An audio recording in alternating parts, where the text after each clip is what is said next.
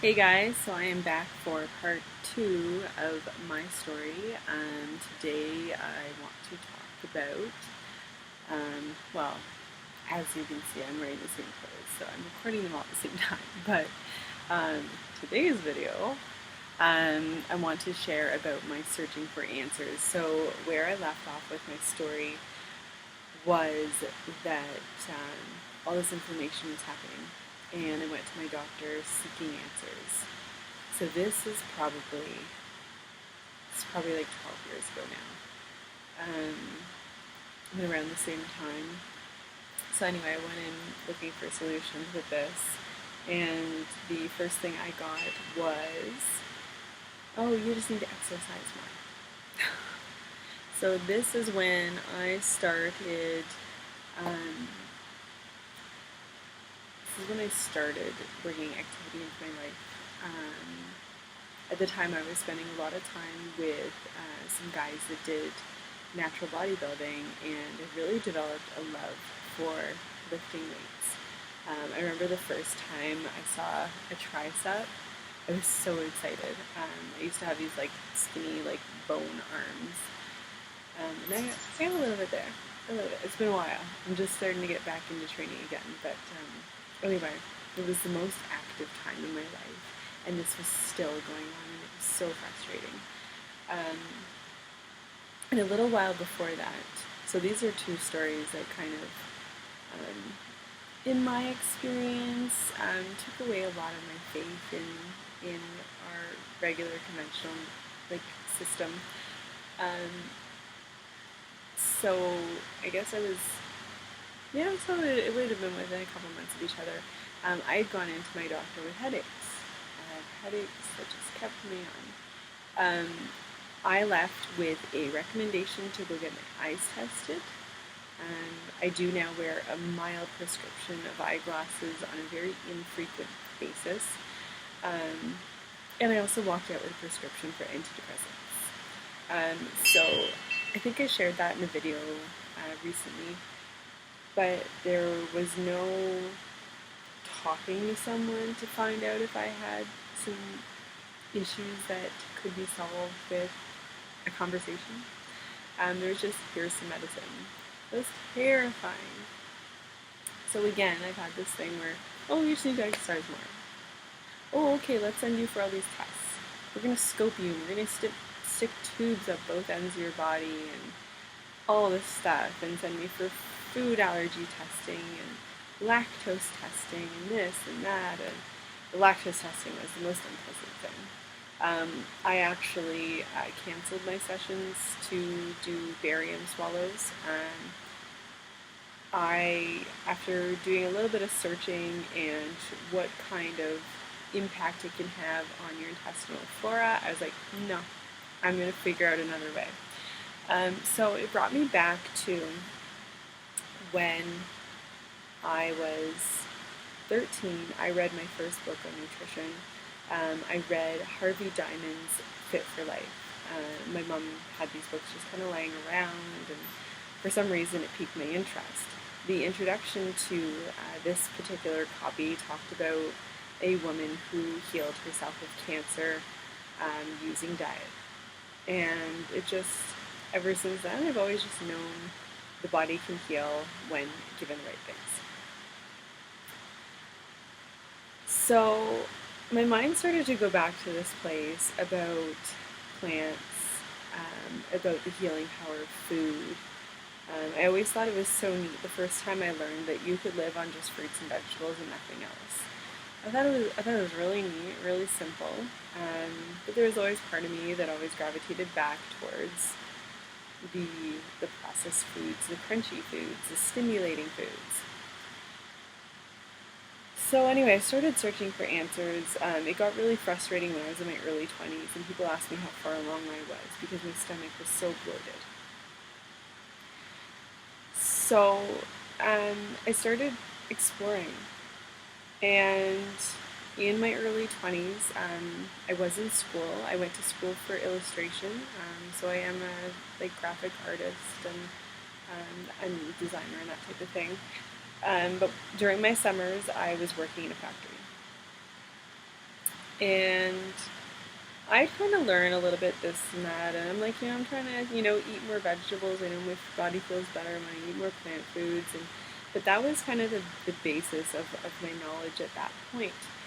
Now, working in a factory is the most random place to make a breakthrough with diet. But I met a woman on the assembly line who, in a very, very short period of time, she introduced me to the idea of raw food diet. I think up until that point, the only time I'd ever heard of it is when I think it was Demi Moore was doing raw foods, and so I'm like, oh, it's some celebrity random weird crash diet. She told me about a website to check out. She also told me about someone that she knew who did like food allergy testing, and she talked about gluten free, and she gave me a whole bunch of recipes. And it was at this time that I went for a lot of natural therapies. I went to see iridologists. I went to go for food allergy testing.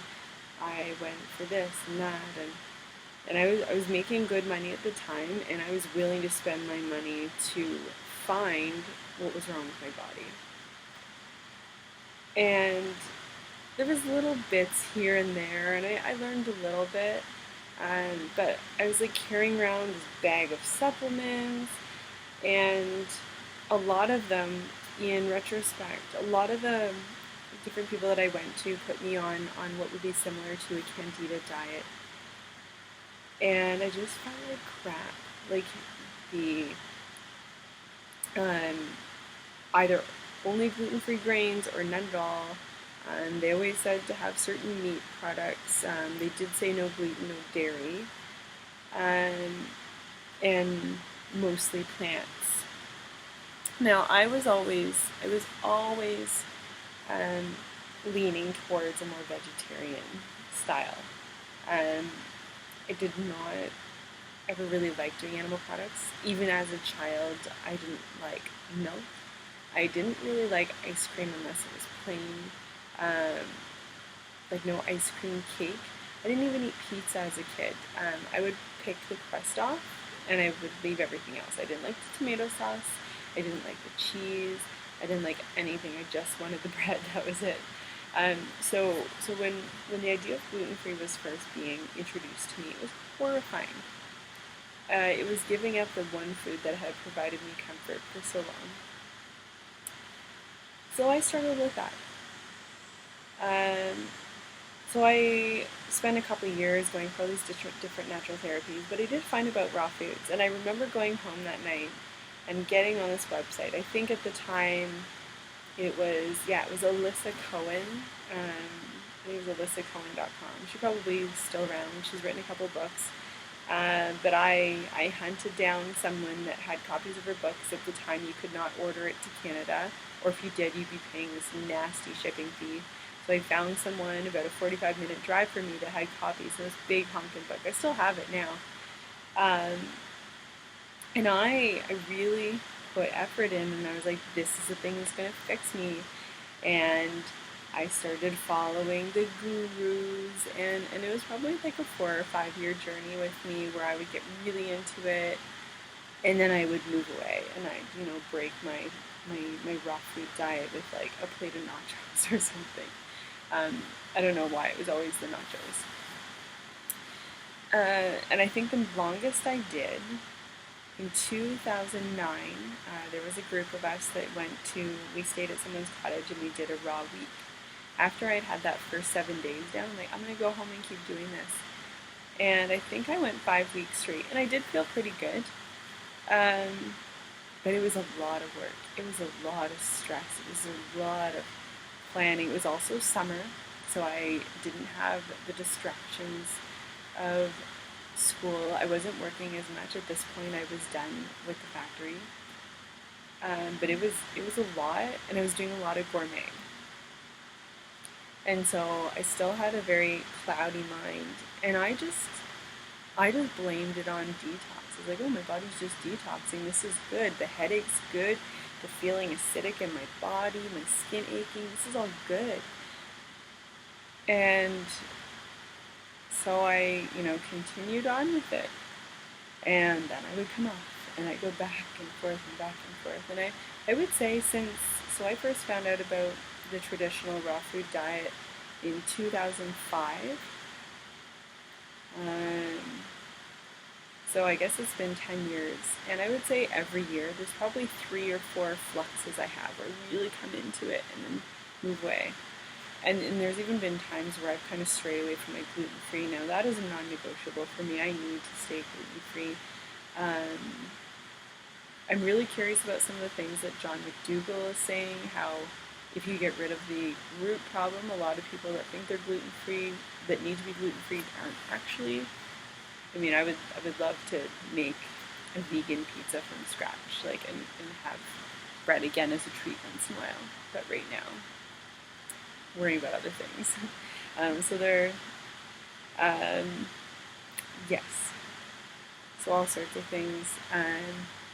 My search went on and on and on, and in I was kind of strayed away from one of my kind of raw food indulgences. I even bought a paleo book. I tried all sorts of different things. I could not find solutions. My mind was foggy, the low energy, and the candida issues, and I could not find something to balance these all out because a lot of information was contradicting each other. 2012, 2013. In 2013, it was in the spring, and I don't know what I was watching on YouTube. I was never a huge YouTuber. I'd watch random stuff, and I like watching documentaries. But one day I stumbled across a video that just changed everything for me, and I discovered the whole high-carb vegan, or high-carb raw vegan at the time, movement. And then discovered all of these authors, and whether it was cooked or whether it was raw, the essence was the same. And it just kind of made sense. Now that is the end of part 2. If you enjoy, please give me a little thumbs up, and don't forget to subscribe, and I will join you tomorrow for part 3. Have a great day. Bye, guys.